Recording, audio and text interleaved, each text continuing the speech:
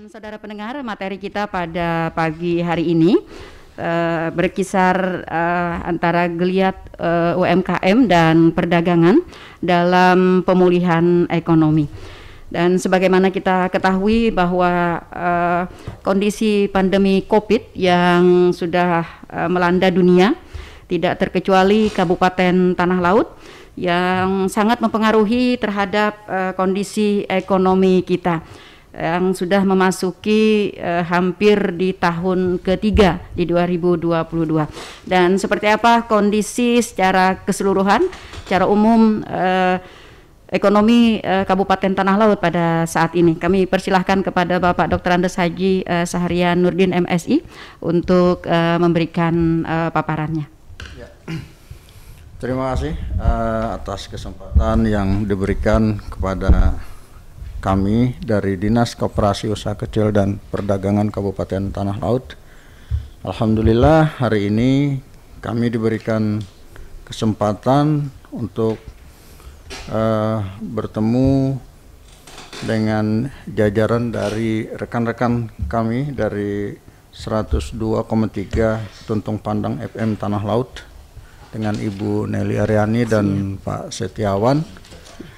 Kemudian juga tentunya kami sangat bersyukur hari ini bisa menyampaikan berbagai informasi terkait dengan apa yang tadi disampaikan oleh Ibu Nelly Aryani bahwa bagaimana geliat UMKM dan perdagangan terkait pemulihan perekonomian di Kabupaten Tanah Laut ketika satu katakanlah musibah besar sebenarnya. Betul. Yang melanda tidak hanya kabupaten kita tetapi dunia, hampir seluruh dunia terdampak dari apa yang kita ketahui bersama sebagai COVID-19 atau COVID-19 ini. Dan lebih khusus tentunya kita akan membicarakan bagaimana pengaruh dari COVID-19 ini dan bisa juga dikatakan hampir tidak ada yang bersifat positif terkait dengan keberadaan virus ini. Betul. Artinya benar-benar sangat tidak nyaman dan tidak baik buat kita semua. Menterpurukkan ya Pak. Iya, itu dari aspek ekonomi. Kemudian dari aspek sosial. Seperti saat sekarang sebenarnya kita merasa sangat tidak nyaman menggunakan masker begitu. Kemudian menjaga jarak, ya tidak bersalaman. Artinya dari segi budaya sangat tidak nyaman ketika kita tidak bersalaman bertemu dengan orang-orang atau rekan-rekan kita. Dan kadang-kadang kita tidak tahu nih siapa di depan karena menggunakan masker. Nah, hal itu artinya dari aspek sosial kita melihat. Kemudian dari aspek ekonomi ini juga dampaknya luar biasa. Namun kita sangat bersyukur bahwa di Kabupaten Tanah Laut ini kita tidak terlalu terpuruk dengan kondisi perekonomian, utamanya yang menyangkut dengan kawan-kawan UMKM. Karena ada beberapa kebijakan pemerintah daerah ataupun pemerintah pusat yang dapat mensupport. Kalau kita lihat dan dengar mungkin di beberapa kabupaten kota yang lain, UMKM ini bertumbangan begitu. Tetapi di Tanah Laut ini kita hanya agak sedikit lesu, tetapi masih berjalan dengan baik. Alhamdulillah. Utamanya dalam beberapa tahun terakhir ini. Ada beberapa kebijakan dari pemerintah daerah yang kami kira ini sangat tepat untuk menyikapi kondisi UMKM kita yang mengalami kelesuan itu. Itu yang pertama terkait dengan kebijakan permodalan. Itu dengan dikeluarkannya pinjaman modal dengan suku bunga 0%. Nah, kita ketahui itu dengan istilah gapura karomah. Betul. Dari Dinas Koperasi Usaha Kecil dan Perdagangan Tanah Laut ini kami kebagian menangani para pedagang kecil itu. Para pemodal-pemodal kecil itu atau UMKM itu, dan kami support di dalam 45 kelompok usaha yang kami tangani. Dengan total lebih kurang 869 pelaku usaha. Luar biasa. Ya, dan gelontoran dana dari kebijakan permodalan ini pada sektor perdagangan ini adalah 2,1 miliar. Oh, iya. Ini yang yang kami tangani di dinas kami. Kemudian informasi lain juga, geliat perekonomian di masa pandemi COVID ini dari aspek kredit usaha rakyat nampaknya di tahun 2021 itu total keseluruhan kurnya adalah 309 miliar. Kemudian 2020 309 miliar. Kemudian 2021 itu ada kenaikan menjadi 405 miliar. Luar biasa. Artinya kalau kita melihat itu pergerakan perekonomian itu yang tadi saya katakan tidak bisa lah kita mengatakan dia stuck. Ya, karena betul. Faktanya ya, dia berjalan, naik, ya, tetap ada kenaikan. Ada kenaikan, ya. Kemudian kebijakan lain yang kami kira ini kebijakan yang terkait dengan sektor perdagangan, distribusi perdagangan, yaitu pemerintah daerah melalui tim pengawasan dan penertiban gas Kabupaten Tanah Laut ini mengendalikan gas melon 3 kg yang bersubsidi. Nah, ini kita lihat di kabupaten kota lain nampaknya karena distribusinya atau penyalurannya secara terbuka, maka harganya tidak terkendali. Nah, di tempat kita bahkan alhamdulillah ada sempat kosong ya Pak ya. Alhamdulillah di tempat kita itu berjalan, artinya dan harga eceran tertingginya adalah 19.000, itu sangat terjangkau dan tetap stabil. Ya, stabil dan barangnya tersedia. Iya, barangnya ada. Nah, ini adalah bagian yang menjadi perhatian kami, kenapa kita kaitkan dengan UMKM, karena sebagian besar pengguna gas 3 kilo ini adalah UMKM. Betul. Para paman pentol. Ya, paman-paman pentol gitu. Betul. Yang jual-jual gorengan kan seperti itu. Betul. Ini bagian yang kita proteksi di sana. Kemudian dari aspek perdagangan juga kami sangat sering melakukan kegiatan pasar murah. Nah, ini artinya memberikan kontribusi langsung bersubsidi kepada masyarakat di kabupaten kita, dan kalau tidak keliru dalam tahun 2021 kita melaksanakan kegiatan pasar murah itu sebanyak 42 kali. Luar biasa. Di 11 kecamatan. Iya, tersebar di 11 kecamatan. Jadi satu bulan itu kadang 2 kali kegiatan. Dan itu luar biasa lah, artinya respon dari masyarakat benar-benar betul. Rebutan. Paling kita buka pasar murah itu 2 jam udah selesai itu barang-barangnya clear semua. Sasarannya memang masyarakat ya Pak. Iya, pegawai negeri boleh nggak nih Pak? Kita karena sifatnya terbuka ya boleh-boleh saja lah. Tetapi ya dipikir-pikir lah, itu kan jatahnya mestinya untuk warga miskin atau yang kurang mampu lah. Masa kita yang PNS kan ada penghasilan rutin setiap bulan sekian-sekian gitu. Kemudian satu hal yang sangat menarik kami kira saya sampaikan pada kesempatan ini terkait dengan UMKM dan mendorong pergerakan permodalan di kabupaten kita, yaitu kami dari Dinas Koperasi Usaha Kecil Perdagangan pada tahun 2021 itu mencoba untuk melakukan pendekatan dan mengajukan permohonan terkait dengan bantuan pemerintah untuk usaha mikro. Nah, ini tahun 2020 dan 2021 itu kita mendapatkan bantuan atau support dari pemerintah pusat sebanyak 34.000 pelaku usaha. Berupa apa itu Pak?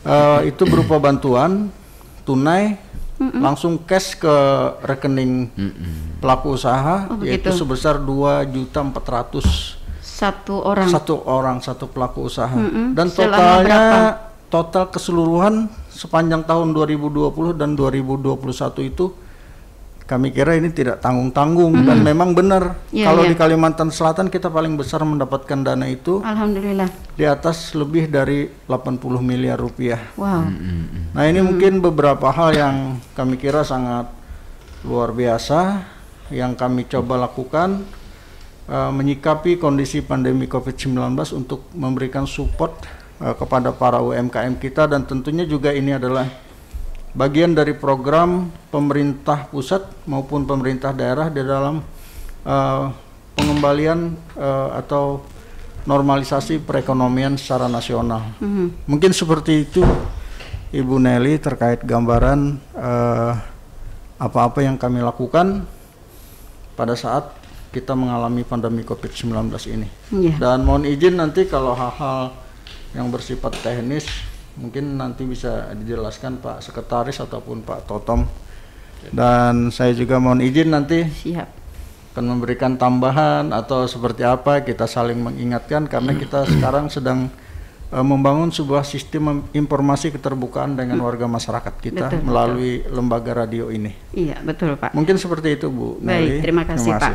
Iya, para pendengar Radio Tuntung Panang FM, kembali kami ingatkan untuk Anda yang ingin bergabung, silahkan masuk melalui line telepon kita di 0811-5012-304. Baik, luar biasa ya kebijakan-kebijakan yang sudah ditempuh oleh pemerintah Kabupaten Tanah Laut, dalam hal ini melalui Dinas Koperasi, UMKM dan Perdagangan Kabupaten Tanah Laut dalam hal menyikapi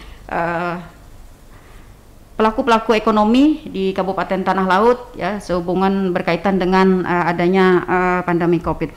Tadi Pak Kadis menyampaikan tentang permodalan yang telah dicanangkan beberapa tahun yang lalu dengan nama Gapura Karomah ya. Dan ini sangat luar biasa disambut oleh warga masyarakat kita. Tadi sudah ada 45 kelompok usaha dengan total pelaku usaha 800 orang lebih ya Pak? Ya, 800 orang lebih. Nah, untuk Gapura Karomah itu sendiri dengan bunga 0% ya, apakah ini ada kriteria, kemudian ada persyaratan lain yang dibebankan atau dikenakan kepada para pelaku usaha, dan seperti apa pemenuhan dari kriteria dan persyaratan itu bagi pelaku usaha pada saat ini, Pak Totom atau Pak Paimin? Oke, silakan Pak Totom. Baik, terima kasih atas kesempatan yang diberikan kepada kami. Mungkin pertama-tama kami ingin menyapa para pendengar, para pemirsa Radio Tuntung Pandang FM 102,3 di mana saja berada. Pada kesempatan pagi hari ini kami berserta Bapak Kepala Dinas dan Bapak Sekretaris menyampaikan kebijakan-kebijakan yang telah kita tempuh dan yang akan kita laksanakan terkait pemulihan ekonomi dan perdagangan di wilayah kita Kabupaten Tanah Laut. Tadi Ibu sudah menyampaikan bahwa terkait Gapura Karomah ini memang salah satu program yang dicanangkan oleh pimpinan kita Bapak Bupati dan Bapak Wakil Bupati kita dalam rangka membantu para pelaku UMKM kita untuk penguatan permodalan. Iya. Jadi sejak di launching program ini, kami salah satu SKPD yang diberikan kewenangan untuk melaksanakan program ini bersama-sama dengan Dinas Pertanian, Dinas Peternakan, Ketahanan Pangan dan Perindustrian. Kita berupaya membantu para pelaku sektor perdagangan. Kalau Dinas Koperindak ini kan sektornya sektor perdagangan terkait penguatan permodalan. Jangan sampai nanti para pelaku UMKM kita ini memperoleh modal pada jalur-jalur yang mungkin tidak tepat lah, tidak menguntungkan ya kepada mereka, mungkin bunganya lebih tinggi. Betul. Ya. Iya. Apalagi saat sekarang ini banyak sekali penawaran-penawaran pinjaman. Betul. Mungkin Bapak Ibu sekalian yang mungkin perlu kehati-hatian. Betul. Kita sering ditawari baik pihak SMS dan yang lain-lain yang menyampaikan pinjaman dengan proses yang cepat. Iya, betul. Nah, ini ya tentunya para pelaku UMKM kita ini memang harus jeli ya. Harus pintar-pintar lah dalam memilih dan memilah. Jangan sampai nanti setelah kita akses ke pinjaman tersebut ini akan menjerat mereka lah.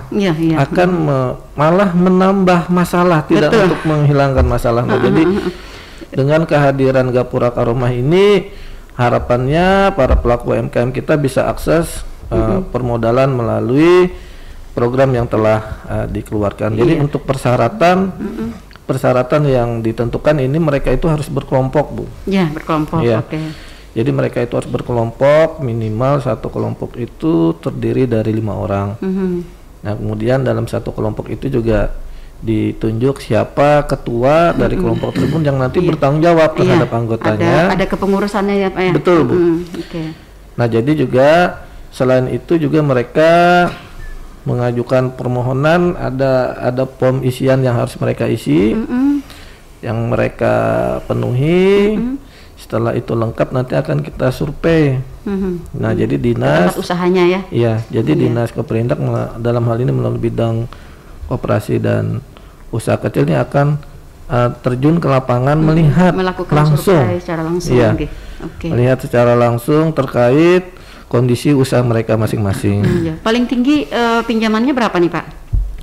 Jadi untuk program Gapura Karomah ini, Bu, ini kita dibatasi maksimal 15 juta. 15 juta, oke. 15 juta. Iya, saya kira untuk usaha menengah usaha kecil. Ya, iya, usaha kecil menengah sudah cukup ya. Iya. Sudah cukup dari 15 juta itu. Terus dalam persyaratan apakah juga ada satu jaminan gitu, Pak? Ya. Jadi untuk terkait pinjaman 1 juta sampai dengan 5 juta ini kebijakannya tidak dimintakan anggunan. Namun untuk 5 juta ke atas sampai 15 juta ini dimintakan agunan ringan. Nah, tentunya seperti apa, Pak? Agunan ringan ini mungkin bisa seperti PPKB sepeda motor atau sporadik tanah. Oh iya. Dan yang mungkin bisa dijadikan sebagai agunan lah.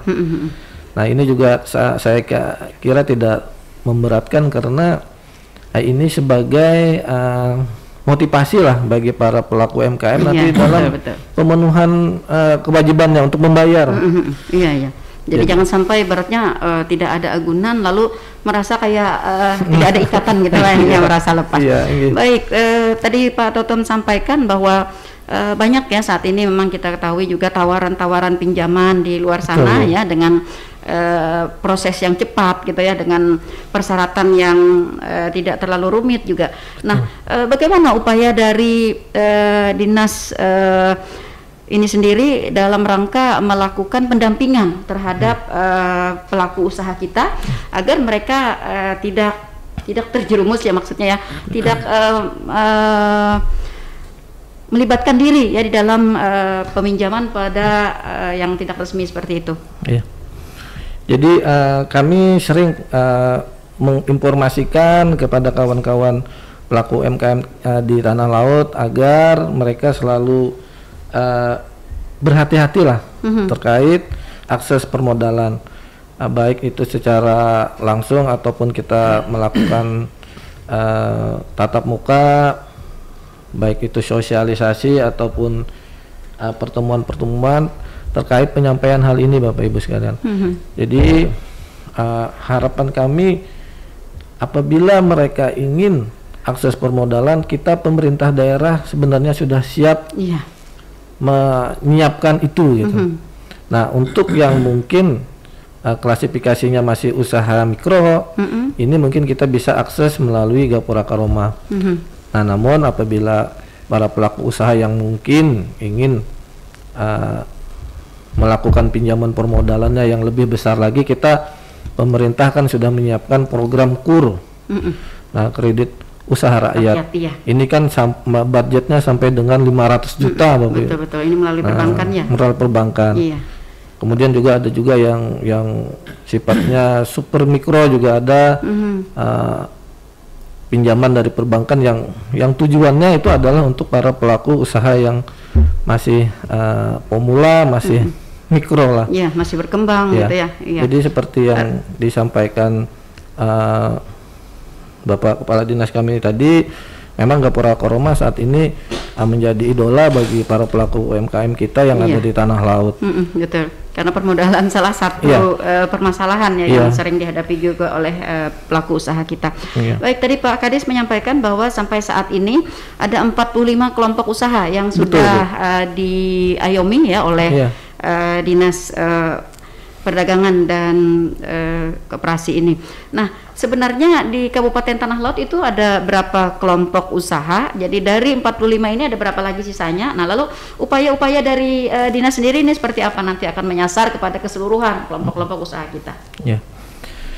Jadi seperti yang disampaikan oleh Bapak Kepala Dinas kami tadi, bahwa kita di Tanah Laut ini ada kurang lebih sekitar 34.000 Bu, para pelaku UMKM kita, usaha mikro kecil kita yang bekerja dan mencari nafkah melalui kegiatan usaha mereka masing-masing.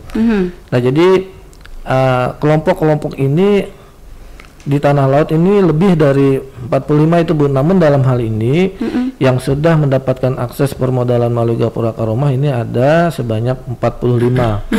Nah, selain itu sebenarnya banyak kelompok-kelompok usaha kita yang mungkin saat ini masih belum akses Gapura Karomah, karena mungkin kita ketahui bahwa saat ini mungkin mereka masih menunggu saat yang tepat lah terkait akses permodalan, karena seperti yang disampaikan di awal tadi bahwa kita saat ini masih dalam kondisi yang tidak nyaman lah.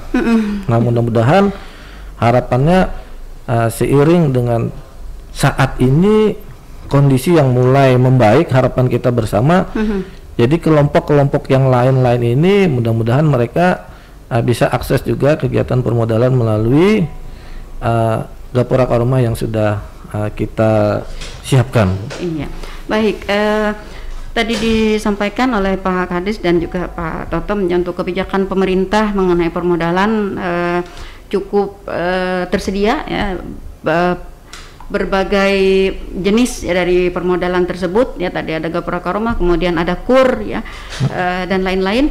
Nah, lalu untuk pemasaran dari hasil usaha para pelaku usaha kita, apa nih kebijakannya? Ya.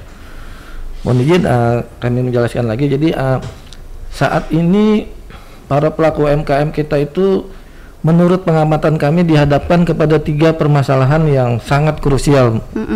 Mungkin yang pertama tadi sudah kita bahas terkait permodalan. Yang kedua ini terkait dengan produknya sendiri. Dan yang terakhir ini adalah terkait pemasaran.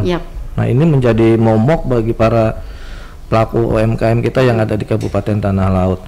Namun dalam hal ini kita pemerintah daerah, pemerintah provinsi dan juga pemerintah pusat telah melakukan kebijakan-kebijakan.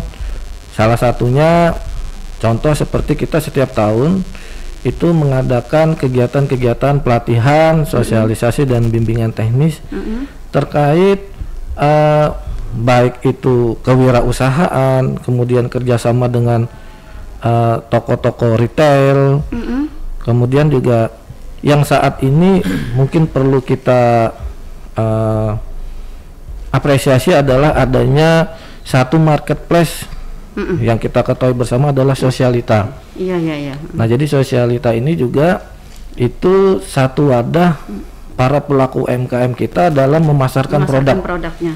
Nah, jadi harapannya ini perlu kita dukung bersama terkait peningkatan ekonomi bagi para pelaku UMKM kita yang ada di Tanah Laut. Apalagi Bapak Bupati dan Pak Wakil Bupati mengeluarkan kebijakan yang menghimbau lah, mungkin saat ini masih menghimbau lah kepada SKPD untuk melakukan kegiatan atau transaksi melalui Sosialitas maksimal 50 juta. Nah, harapannya dengan SKPD ini melakukan transaksi-transaksi di aplikasi marketplace Sosialita ini, otomatis ini para pelaku UMKM kita di Tanah Laut ini akan terbantukan Bu, dari karena segi produk mereka ya yang dipasarkan. Nah, jadi dalam hal ini kami menghimbau kepada para pelaku UMKM kita agar mereka juga harus menjaga kondisi produk. Nah, itu Pak yang jangan menjadi sampai masalahan juga ya, kadang kualitas dari produk UMKM kita yang masih di bawah standar mungkin ya.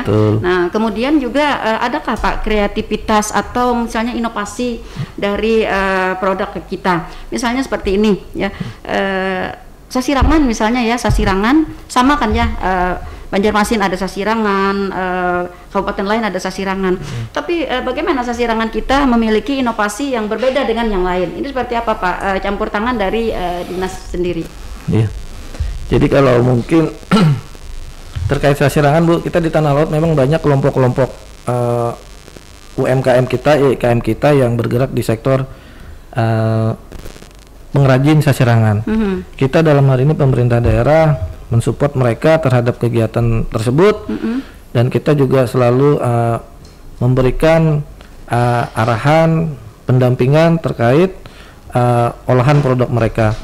Jadi kami juga selalu menyampaikan kepada mereka bahwa tentunya kita selalu melihat peluang pasar lah. Melihat peluang pasar, kita harus bisa berinovasi.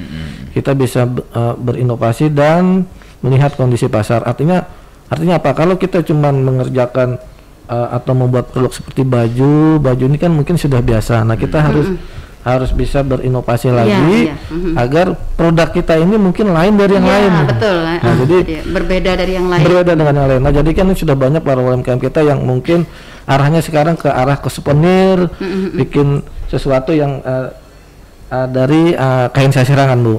Nah, ini harapannya terus kita dorong dan terus kita dampingi.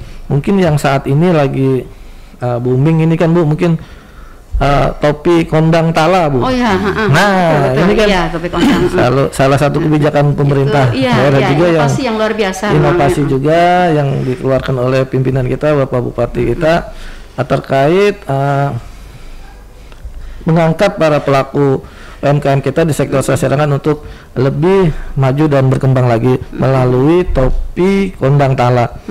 Nah, ini juga kita selaku ASN diarahkan kan untuk memakai topi kondang tala tersebut di pada hari-hari tertentu lah. Betul. Nah, ini juga salah satu kebijakan yang mendorong bagi pelaku UMKM kita pada sektor passion pengrajin sasirangan agar mereka lebih baik lagi dan lebih sejahtera lagi. Iya betul. Nah, kalau kondang ini kan jadi inovasinya itu selain daripada memang belum ada kabupaten lainnya yang membuat seperti ini. Ya, ini juga banyak terkait ya pengrajin sasirangannya sendiri, betul, kemudian pembuat kopiahnya itu iya. Jadi ada 30 para pelaku UMKM kita yang bergabung di sana terkait pengembangan topi kondang tala. Iya, luar biasa. Alhamdulillah lah. Iya, luar biasa ya. Pengrajin sasirangannya juga ya. Iya, makanya kita bersama-sama mengimbau kepada masyarakat Kabupaten Tanah Laut ya untuk menggunakan ya untuk memakai kopiah kondang kita ya, kondang karena tala. ini ya kondang tala karena ini akan menyangkut banyak sekali ya pelaku-pelaku usaha kita di sini. Baik, nah dengan banyaknya kebijakan, kegiatan ya dan UMKM yang harus dibina, ini bagaimana nih Pak Paimin sumber daya manusianya dan tenaga pelaksana yang tersedia di Dinas Pian? Ya, termasuk mungkin anggarannya Bu. Iya betul. Iya. Ya, silakan Pak Sekretaris gimana? Terima kasih Bu Nelly. Selamat pagi para pemirsa Radio Tuntung Pandang 102.3 FM. Jadi terkait untuk peningkatan geliat ekonomi di Tanah Laut, selain kita mempersiapkan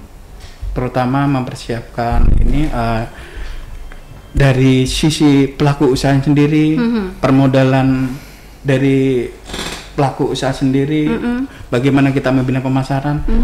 Ini yang perlu kita persiapkan adalah terkait ini pembinanya. Iya betul.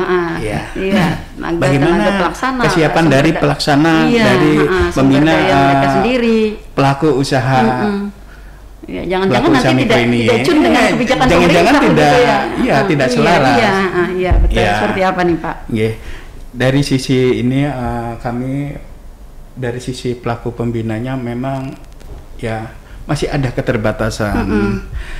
dari sisi ASN-nya sendiri Bu, di sektor koperasi dan UMKM,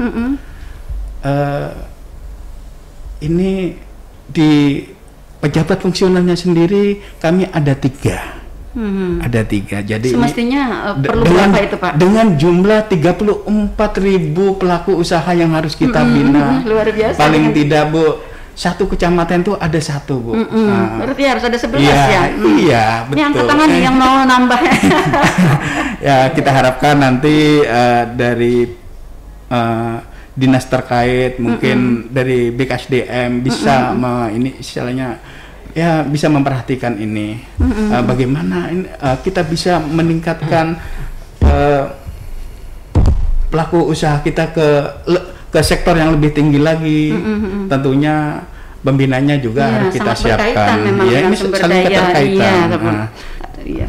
Di sisi lain di sektor pendanaan. Nah, ini juga kita sangat ya kurang lah. Contohnya di tahun 2022 ini mungkin SKPD lain juga sama. Iya, sama kita ya, mengalami terjun bebas ya. Iya, terjun bebas. Ya, tentunya kita harapkan di tahun 2023 dari TAPD bisa membalas ya. Bisa memperhatikan di sektor ini pembinaan di sektor koperasi dan UMKM, apalagi koperasi ini adalah urusan wajib Bu. Betul. Untuk Dinas Koperasi Usaha Kecil dan Perdagangan itu ada 2 urusan yang kita tangani. Pertama ya urusan wajib di sektor koperasi, yang kedua di bidang perdagangan. Jadi ada 2 kementerian di dinas kita itu.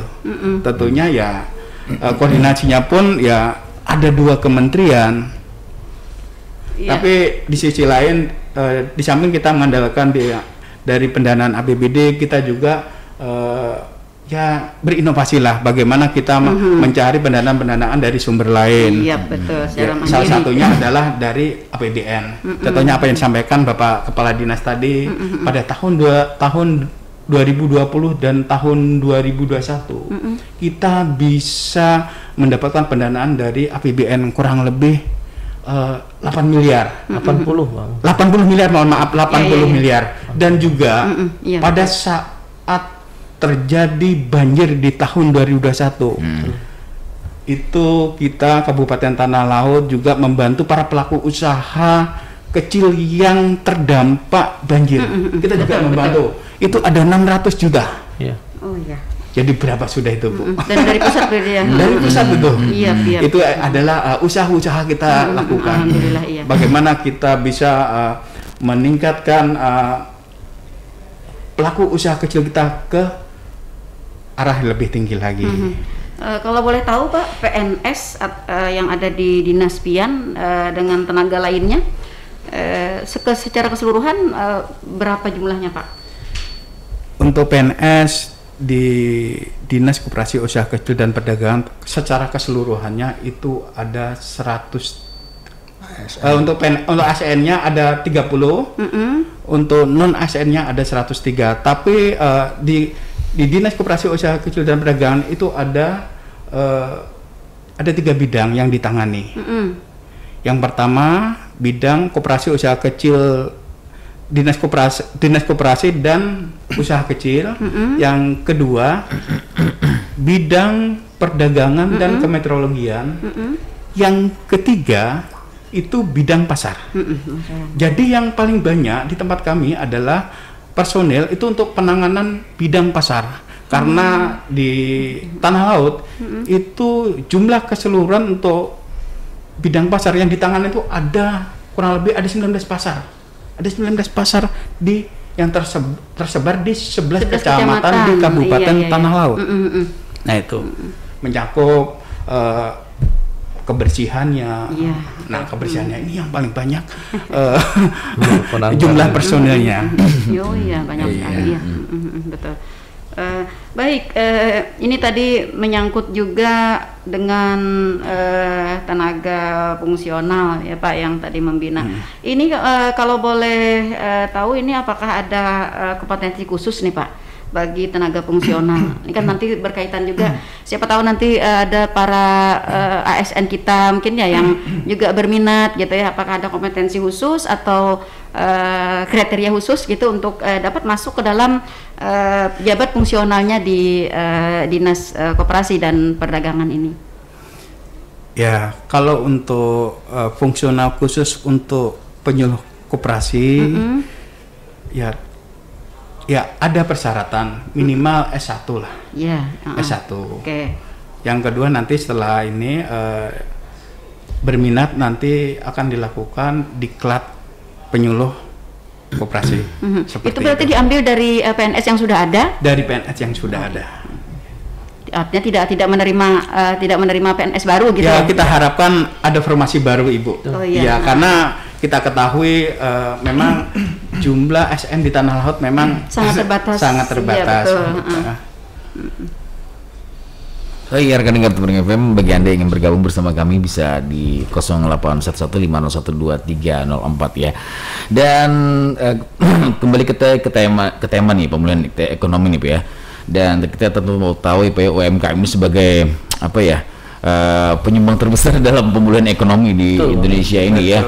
Jadi dan di masa pandemi kan banyaknya offline nih Pak. Jadi mungkin dari data dari Dinas Koperasi sendiri, bagaimana pemanfaatan UMKM yang ada di Tanah Laut ini mungkin ke e-commerce ataupun yang fasilitas lainnya, mungkin menurut data dari UMKM yang memanfaatkan hal-hal seperti ini. Baik, jadi gini Pak, memang kita di 2 tahun terakhir ini kondisi kita kan tidak memungkinkan, tidak stabil terkait dengan wabah COVID-19. Makanya kita dalam hal ini melalui pemerintah daerah, pemerintah provinsi, bahkan pemerintah pusat ini mendorong para pelaku UMKM kita ini untuk berinovasi lah. Berinovasi tadi salah satunya kita mengalih sistem berjualannya yang biasanya formal sekarang ke arah digitalisasi, Pak. Nah, ini yang sering kita anjurkan, makanya tadi kan seperti salah satu contoh kita ada marketplace kita, Sosialita, kemudian ada yang lain-lain, e-commerce juga ada. Nah, ini mendorong para pelaku UMKM kita agar jangan sampai mereka itu vakum lah. Agar jangan sampai mereka itu dengan kondisi keterbatasan tidak bisa melakukan kegiatan usaha, tidak bisa memasarkan produk. Jadi kita banyak sekali kegiatan-kegiatan kita yang mengarah kepada agar pelaku UMKM kita ini melakukan kegiatan usahanya itu melalui sistem digitalisasi atau lewat online lah. Iya, kita break sebentar dulu ya. Kita ke mungkin ada masyarakat yang ingin bergabung. Halo, Assalamualaikum. Halo. Iya, dengan siapa di mana? Maya, dikerasin omongannya Bu ya, suaranya. Silakan Bu Maya.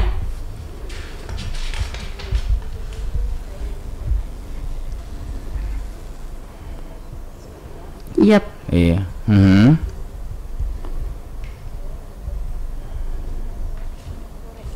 Oh iya.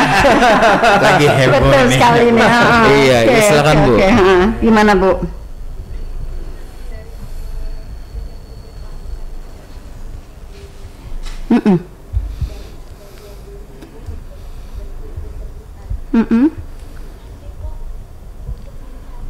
Susah banget gitu ya.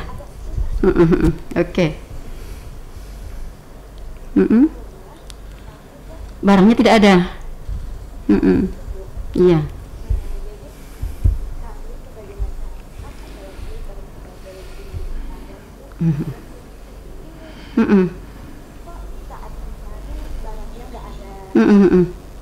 Padahal Pusmas sudah habis.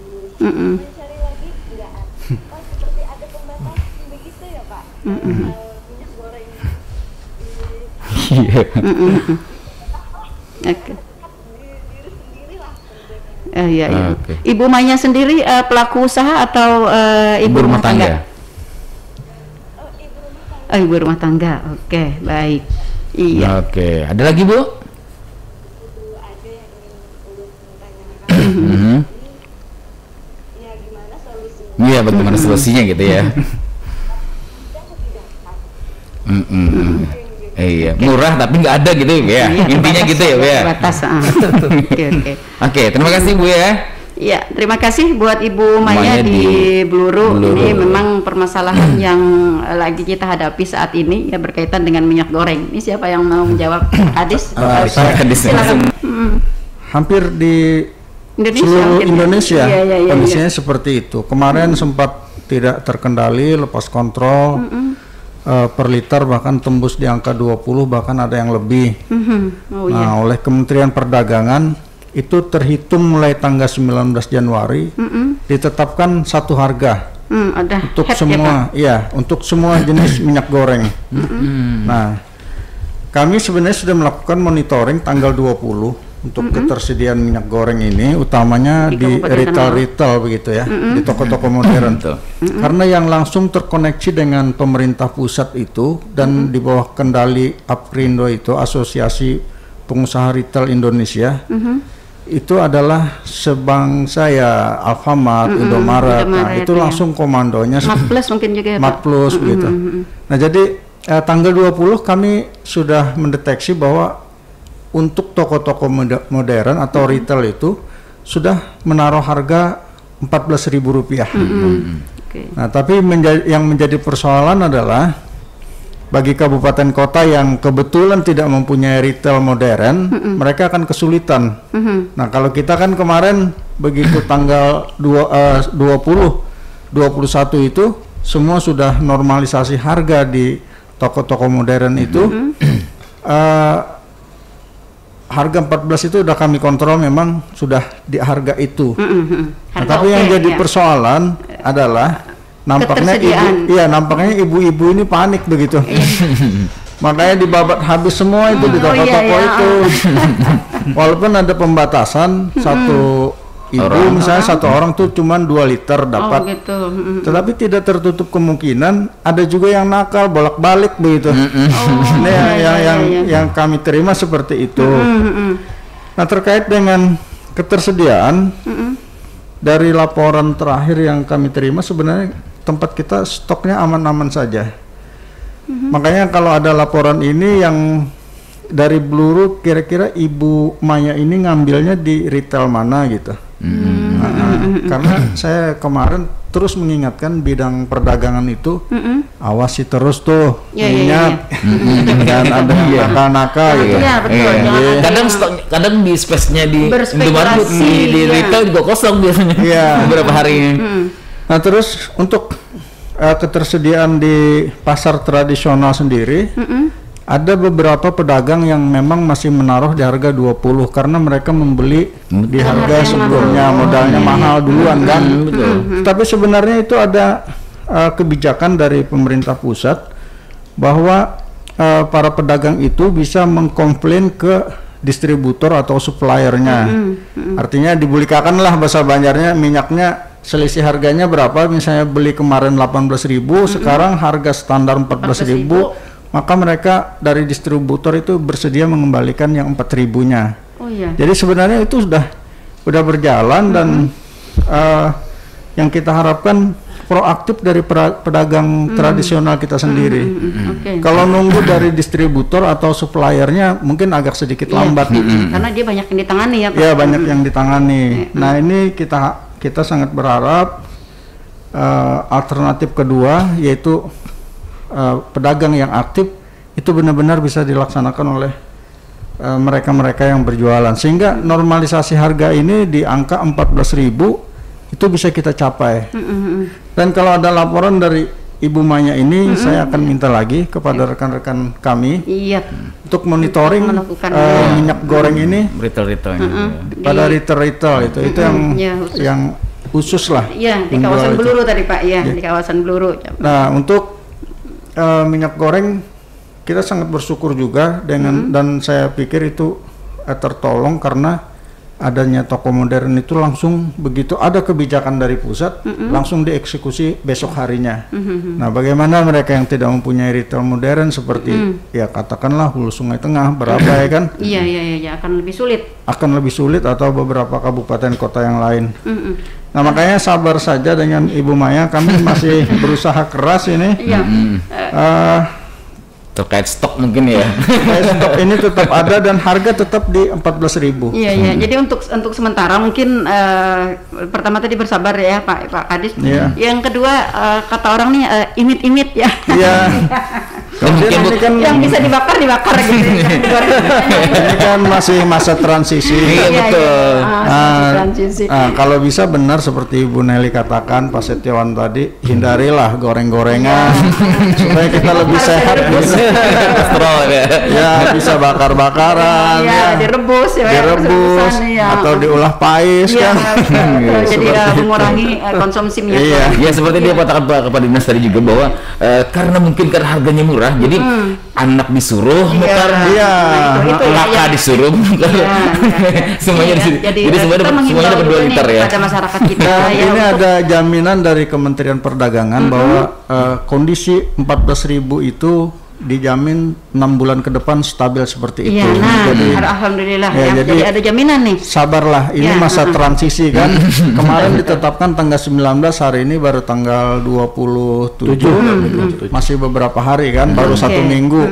Ya. Kita tunggu, kami dari Dinas Perdagangan berusaha keras ini bisa stabil di angka 14.000 dan kalau memang tidak stabil kami insya Allah akan operasi pasar, Bu. Oke, alhamdulillah iya jadi terjawab ya Bu Maya. Mungkin Bu terkait minyak goreng ini Pak, bagaimana mungkin langkah dari Diskobras sendiri terhadap pedagang-pedagang tradisional Pak yang mereka belinya mahal, yang saat ini bagaimana aksi dari Diskobras sendiri dalam rangka ini Pak? Pedagang yang sudah membeli agak mahal aja untuk mensamaratakan 14.000 gimana? Ya yang istilah kita Banjar ini kan sudah tertukar modal larang. Larang, Pak saya menjualnya larang. Ya Pak saja menjualnya larang. Jadi kami menginventarisasi pada saat sekarang dan setelah inventarisasi selesai toko mana saja kami akan coba nanti komunikasikan dengan distributor ataupun suppliernya.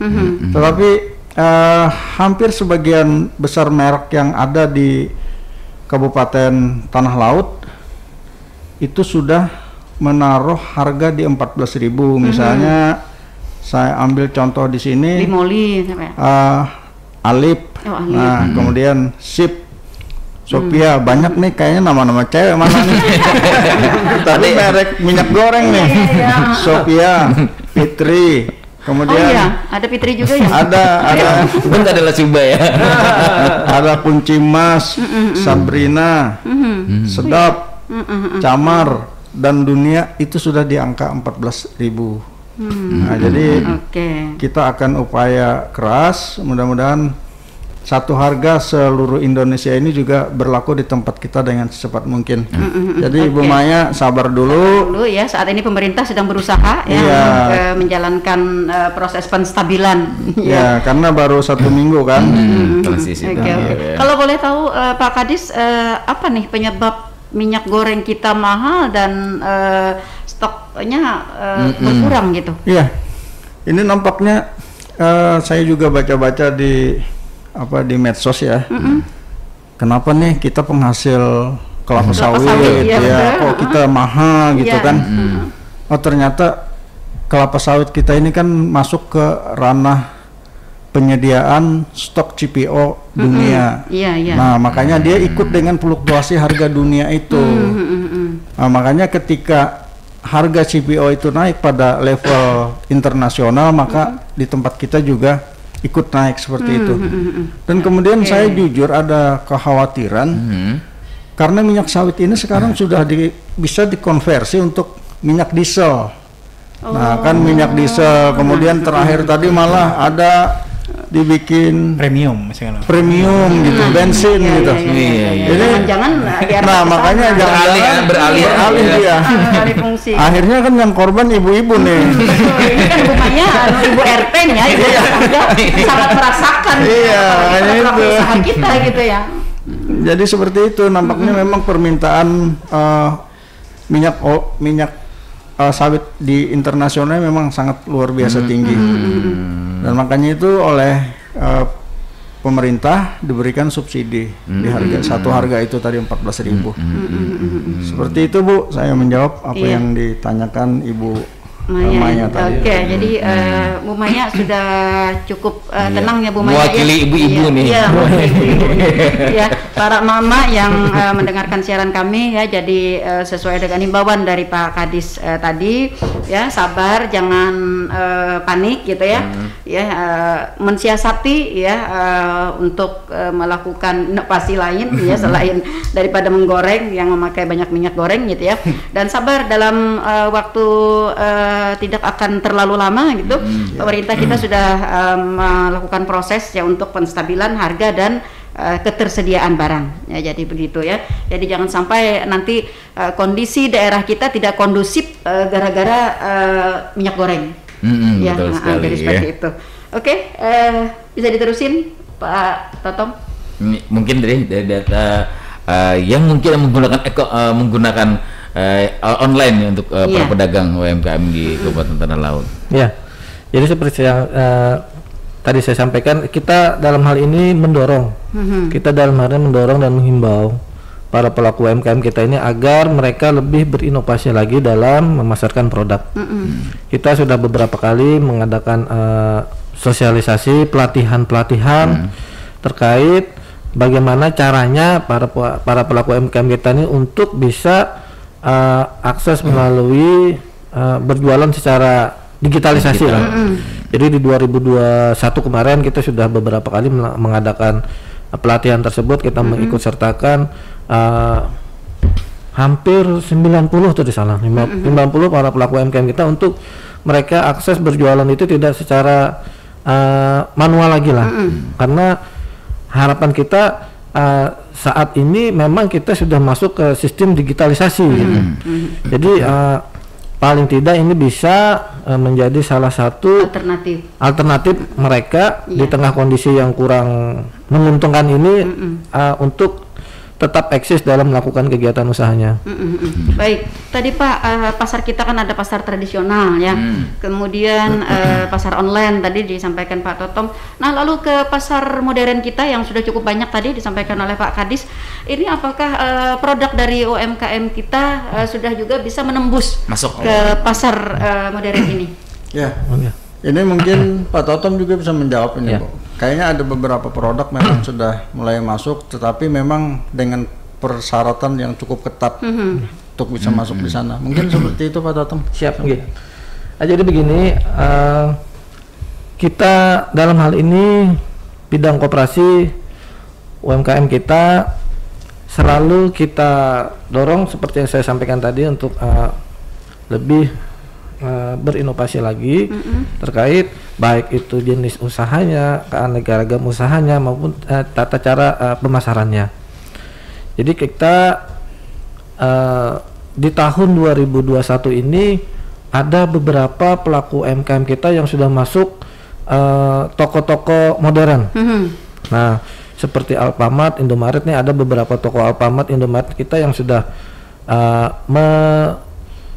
menjual produk-produk UMKM kita. Selain itu juga kita ada beberapa produk UMKM kita yang sudah masuk Indogrosir di Banjarmasin dan juga masuk di PT Sarinah Bandara.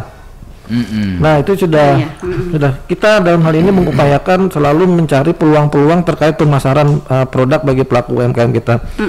Jadi yang sudah kita laksanakan ini ada beberapa toko modern kita yang sudah akses di sana, kemudian Indogrosir di Banjarmasin juga Sarinah Bandara. Nah, kalau Bapak Ibu mungkin ada berpergian ke luar daerah, di sana ada outlet PT Sarinah Indonesia di Bandara Samsudinur, itu ada 19 UMKM kita yang sudah akses produk di sana. Nah, ini harapannya tentunya akan selalu bertambah seiring dengan kebutuhan pemasaran yang semakin luas.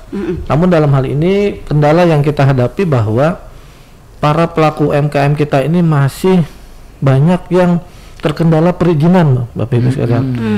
Karena untuk masuk ke toko-toko modern, toko-toko retail ini banyak persyaratan yang mereka perlukan. Terkait izin PIRT, kemudian label halal, kemudian barcode.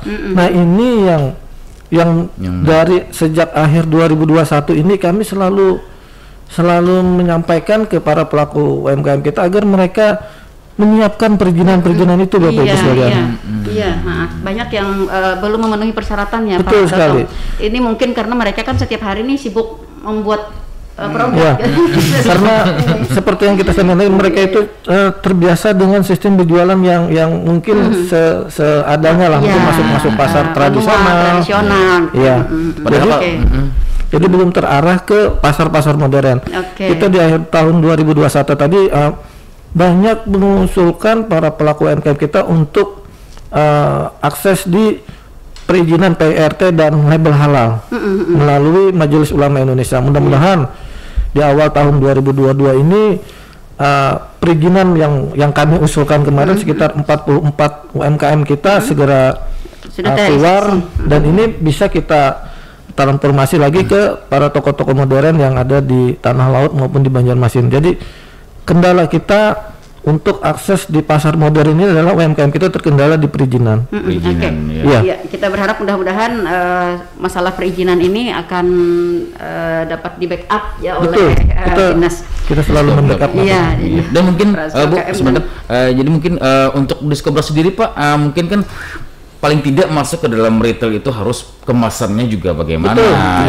Dari Diskobra sendiri bagaimana untuk pembinaan atau pelatihan untuk para pedagang? Jadi kita setiap tahun seperti yang kami sampaikan tadi selalu mengadakan pelatihan-pelatihan, baik itu terkait kemasan produk, kemudian teknis akuntansinya, kemudian terkait pemasaran, permodalan. Nah ini di sana para pelaku UMKM kita beri bekal bagaimana sih cara mendesain produk yang bagus. Betul. Yang membuat orang itu tertarik ketika melihat casingnya gitu ya. Betul. Jadi ini selalu kita berikan setiap tahunnya, ini kegiatan rutin kita di dinas. Betul. Ya harapan kita ya dengan apa yang sudah mereka dapatkan ini bisa mereka aplikasikan dalam kegiatan usaha mereka masing-masing. Sehingga pandangan pertama begitu ya sudah. Betul. Ya, sudah modern gitu. Padahal isinya lama gitu. Bajunya yang baru. Bajunya yang baru. Casingnya ya. Iya, Pak Kadis, Pak Iwin dan Pak Totom masih di pemasaran nih Pak. Ada banyak peluang-peluang karena ini juga merupakan salah satu kunci dari keberhasilan para UMKM kita. Ya, ada banyak peluang-peluang tadi sudah disampaikan ya melalui pasar modern, pasar tradisional, kemudian pasar online. Nah, kita juga ada pasar yang insidentil nih Pak. Ada pasar insidentil. Misalnya ada pameran-pameran pada biasanya kan kalau nggak ada pandemi kita pada hari jadi ya Pak. Ada hari jadi. Nah, kemudian adakah lagi upaya-upaya atau kebijakan-kebijakan dari pemerintah dalam hari ini Dinas Koperasi UMKM dan Perdagangan untuk membuka pasar lainnya ya, misalnya ada pasar gelar produk UMKM misalnya secara berkala dalam 1 tahun itu berapa kali misalnya tingkat kabupaten gitu seperti itu. Nah, jadi kebijakan seperti itu memang di dalam 2 tahun terakhir ini kita hampir tidak melaksanakan. Memang sangat sulit melaksanakan itu karena bagaimanapun yang namanya pasar itu pasti berbentuk kerumunan.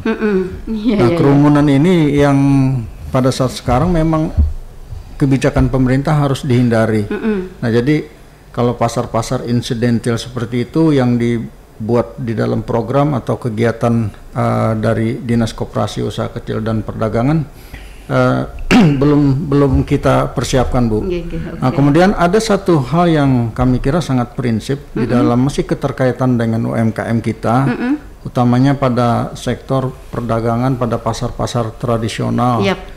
Nah, ini selain kita melakukan penataan di pasar-pasar tradisional, mungkin Pian bisa lihat pasar sekarang berubah lah, lebih bersih begitu, lebih tertib, teratur. Kada ada lagi yang berjualan di pinggir jalan atau di atas trotoar kan, itu adalah fakta. Artinya kami melakukan penataan itu kaitannya adalah ingin membangun kenyamanan para konsumen atau para pembeli, kemudian pada sisi lain kita ingin memberikan satu penghormatan, martabat yang baik kepada para pedagang, artinya mereka berjualan secara terhormat pada tempat yang memang seharusnya mereka berjualan di sana. Nah, kemudian intervensi lain yang kami lakukan dari Dinas Koperasi Usaha Kecil Perdagangan ini, selain menata para pedagangnya, kami juga melakukan penataan atau pembinaan terhadap peralatan yang mereka gunakan. ini dimaksudkan adalah untuk membangun trust atau kepercayaan para konsumen. Nah, itu kegiatannya berupa tera atau tera ulang. Nah, kalau bahasa Banjarnya maek, timbangan-timbangan. Timbangan opini rusak Pak lah. Nah, timbangan apa gitu ya. Nah, seperti itu kan artinya kita melakukan pembinaan juga untuk membangun kepercayaan itu. Jadi timbangan, ukuran gitu Pak ya. Iya, timbangan, ukuran, takaran. Dan alhamdulillah kita dalam 1 tahun kemarin 2020 itu full bulan kerja 2021 juga. Luar biasa. Dan kita berhasil sebagai daerah tertib ukur di tahun 2021. Dan sukses itu hanya bisa dilaksanakan atau diakui oleh Kementerian Perdagangan untuk 5 kabupaten kota seluruh Indonesia. Wow, luar biasa. Dan salah satunya adalah Kabupaten Tanah Laut. Nah, ini yang saya maksud tadi, kita tidak hanya berbicara tentang bagaimana sumber daya manusianya, bagaimana support bahan baku mereka untuk berjualan, tetapi juga membangun kepercayaan para konsumen ketika berbelanja di satu pasar tradisional. Itu adalah bagian yang kami lakukan pembinaan dalam artian secara umum. Nah, kemudian juga nanti Ibu, ini kaitan dengan UMKM juga, Pak Setiawan, kita tanggal 2 bulan 2 tahun 2022. Makanya cantik tuh. Sebenarnya milih ya. Ini bagian dari yang kami lakukan. Yaitu melakukan peresmian pasar lawas itu Bu. Kita memasukkan lagi. Alhamdulillah. Banyak yang nggak sabar lah itu Pak. Iya, makanya itu. Tanya-tanya. Di media sosial luar biasa nggak sabarnya. Iya.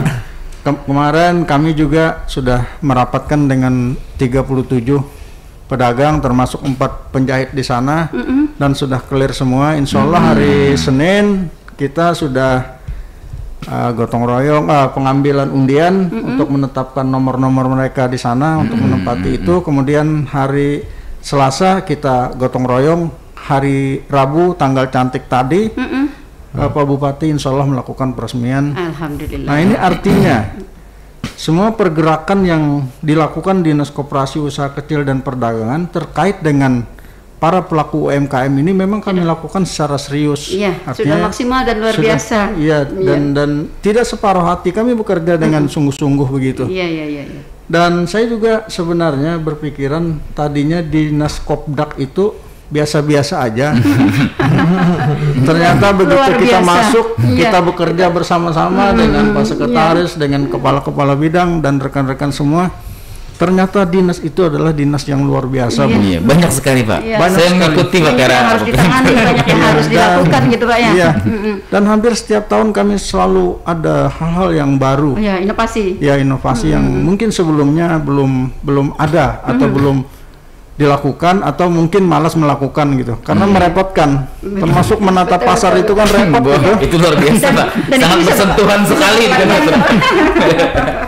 benturan kemudian ya kita dari awalnya dianggap wah ini apa-apaan ini, yang nggak ada dipura, nggak ada apa kok mau ditata kan seperti itu. Makanya merubah mindset itu sulit. Tetapi ketika kita sudah bisa melakukan itu secara perlahan dengan pendekatan yang baik, kenyamanannya untuk semua padahal. Kenyamanannya untuk semua dan alhamdulillah tidak ada lagi lah yang ngomel-ngomel ke saya gitu atau ke kawan-kawan. Mereka bersyukur dan kemarin Pak Bupati meninjau ke pasar ikan, pasar ayam, daging itu yang disampaikan warga terima kasih kepada Pak Bupati begitu. Artinya capaian kita alhamdulillah itu bisa terlaksana. Mungkin seperti itu Bu. Hal-hal lain. Mungkin Bu sedikit saya ingin mungkin di penghujung waktu nih Bu ya. Dan saya ada terakhir nih Pak. Mungkin Bapak bisa sampaikan nanti untuk masyarakat juga. Terkadang kita sudah tera ulang Pak ya. Tera ulang sudah dilakukan kemarin bahkan kita dapat penghargaan dan bagaimana keterkaitannya Pak dengan yang sekarang dulu pernah diinformasikan ada pos ukur ulang. Mungkin bisa Bapak sampaikan nih. Apakah mungkin sudah ditera cukup atau ada pos ukur ulang lagi itu bagaimana nih Pak bisa ini juga Bapak angkat nih Pak di sini. Alhamdulillah ini diingatkan. Jadi ini bagian yang kami lakukan merupakan inovasi. Memang pos ukur ulang sudah kita tempatkan di 2 titik di pasar Pasar Manuntung Berseri. Nah, itu sudah diresmikan oleh Pak Bupati 1 minggu sebelum hari jadi ya, apa setelah?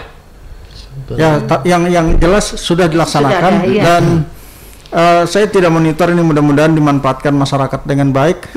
Itu adalah bagian itu tadi, membangun trust tadi, membangun kepercayaan tadi. Iya, kepercayaan. Artinya ketika seseorang membeli, katakanlah membeli gula atau bawang 1 kilo, maka sebenarnya yang dia ingin beli itu adalah gula atau bawang itu adalah 100 gram.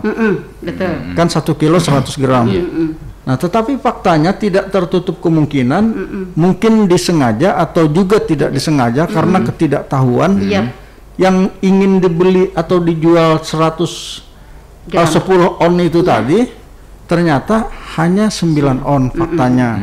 Makanya orang atau siapa pembeli bisa ngetes, ngecek, taruh aja di atas timbangan pos ukur ulang itu. Nah, kalau dia ragu-ragu gitu, ragu-ragu. Nah, kalau dia ragu-ragu, mungkin dia bisa komplain dengan pedagangnya. Ini artinya menyelamatkan konsumen, kita selamatkan pada satu sisi juga, karena hak mereka tidak dicuri lah dalam tanda petik begitu kan oleh pedagang. Kemudian pedagang juga dari aspek keagamaan kan terselamatkan. Artinya mereka berjualan sesuai dengan aturan pemerintah dan kaidah di dalam agama kita. Iya, dan juga kepercayaan tadi Pak ya. Iya. Kok saya kemarin beli di situ gula 1 kilo, toples saya ada penuh gitu ya. Penuh 10 aja. Kalau saya beli di tempat yang si anu itu kok penuh gitu ya. Nah, itu ya. Jadi dan ini juga sesuatu yang kami kira sangat menggembirakan. Saya juga dapat informasi dari Kementerian Perdagangan, dari Direktorat Metrologi. Insya Allah di tahun 2022 karena kesungguhan kita melakukan penataan tera dan tera ulang di kabupaten ini, kita akan ditetapkan lagi dan mungkin akan mendapatkan penghargaan dari Kementerian Perdagangan sebagai daerah zona integritas tertib ukur. Nah, ini juga tidak semua kabupaten kota mendapatkannya. Ini capaian-capaian yang kami usahakan dengan tentunya bekerja keras dengan semua kawan-kawan di dinas. Kalau saya cuma mengarahkan, saya tidak punya kemampuan lah. Kalau kawan-kawan kada mau begawi, kada kawan juga kepala dinas ini kan.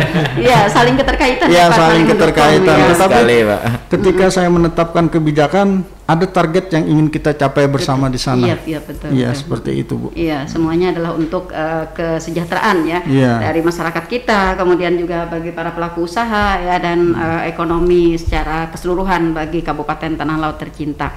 Baik, sepertinya waktu kebersamaan kita sudah berada di penghujung.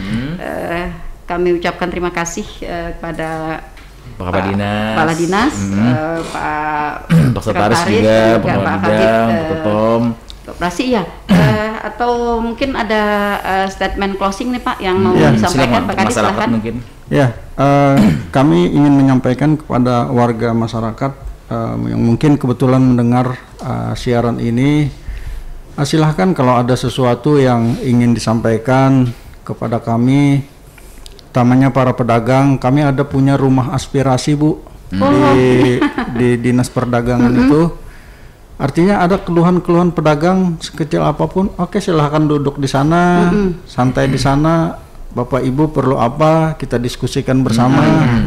Nah, itu harapan kami, fasilitas-fasilitas yang kami sediakan itu bisa dimanfaatkan, dan tentunya di dalam pelayanan kepada warga masyarakat, jika ada hal yang kurang berkenan, saya atas nama seluruh rekan-rekan di Dinas Koperasi Usaha Kecil dan Perdagangan maupun dalam kapasitas sebagai kepala dinas, sangat mengharapkan koreksi, kemudian saran gitu Pak ya. Saran-saran yang semuanya secara konstruktif untuk kemajuan kita bersama. Welcome Pak ya. Ya, biar kita kelihatan. Dan itu tadi seperti yang saya sampaikan, Dinas Koperasi Usaha Kecil Perdagangan itu kalau dilihat di luar sepertinya biasa-biasa saja, sebenarnya dia dinas yang luar biasa. Luar biasa.